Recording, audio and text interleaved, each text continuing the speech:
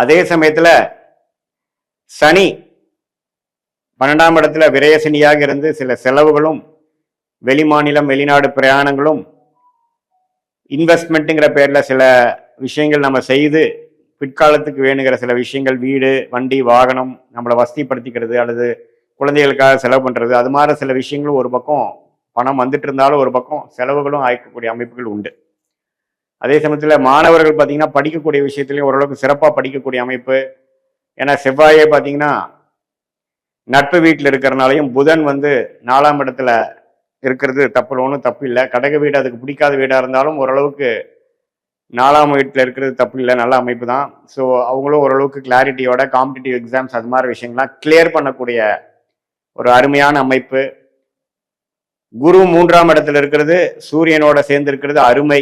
ஏன்னா 2 ராஜயோக அதிபதிகளும் 3ஆம் இடத்துல சேர்ந்து 9ஆம் இடத்தும் பார்க்கும் பொழுது பாக்கியங்கள் நிறைவேறும். இதுவரை நீங்கள் எதிர்பார்த்துட்டு இருந்த சில விஷயங்கள், வம்பு வழக்குகளை சாதகமான ஒரு தீர்ப்பு வருவது, சீனியர் சிட்டிசன்ஸ்க்குலாம் பார்த்தீங்கன்னா இதுவரை கொஞ்சம் உடல் உபாதைகளால் பாதிக்கப்பட்டவங்களுக்கு ஒரு நல்ல தீர்வு, நல்ல ட்ரீட்மெண்ட் கிடைச்சி அது மூலமா பழைய பிரச்சனையிலேருந்து வெளியில வர்றது, ஹெல்த் கொஞ்சம் ஸ்டெபிளைஸ் ஆகிறது, பிரிந்த தம்பதியர்கள் சேர்றது, நண்பருக்குள்ள ஒரு இணக்கமான ஒரு உறவு வருவது, புதிய கான்டாக்ட் மூலமாக ஒரு நல்ல பெனிஃபிட்ஸ் அடைகிறது, அது மாதிரி கொஞ்சம் அனுகூலமான சில முடிவுகள், சில அமைப்புகள் வரக்கூடிய அமைப்புகள் கண்டிப்பாக மேஷராசிக்காரர்களுக்கு ஜூலை மாதம் கண்டிப்பாக இருக்கிறது.